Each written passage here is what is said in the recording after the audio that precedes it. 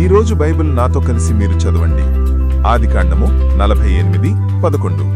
ఇశ్రాయేలు యోసేపుతో, నీ ముఖము చూచెదనని నేను అనుకొనలేదు, గాని నీ సంతానమును దేవుడు నాకు కనుపరిచియున్నాడనగా. 12. యోసేపు అతని మోకాళ్ల మధ్య నుండి వారిని తీసుకొని అతనికి సాష్టాంగ నమస్కారము చేసెను. 13. తరువాత యోసేపు ఇశ్రాయేలు ఎడమచేతి తట్టున తన కుడిచేత ఎఫ్రాయిమును, ఇశ్రాయేలు కుడిచేతి తట్టున తన ఎడమచేత మనష్షేను పట్టుకొని వారిద్దరినీ అతని దగ్గరకు తీసుకొని వచ్చెను. 14. మనష్షే పెద్దవాడైనందున ఇశ్రాయేలు తన చేతులను యుక్తిగా చాచి చిన్నవాడైన ఎఫ్రాయిము తలమీద తన కుడిచేతిని, మనష్షే తలమీద తన ఎడమచేతిని ఉంచెను. 15.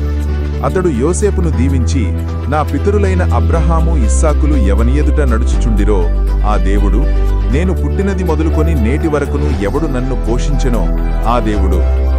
చదవబడిన వాక్యం దేవుడు మన వినికిడిలో దీవించునుగాక. ఆమెన్.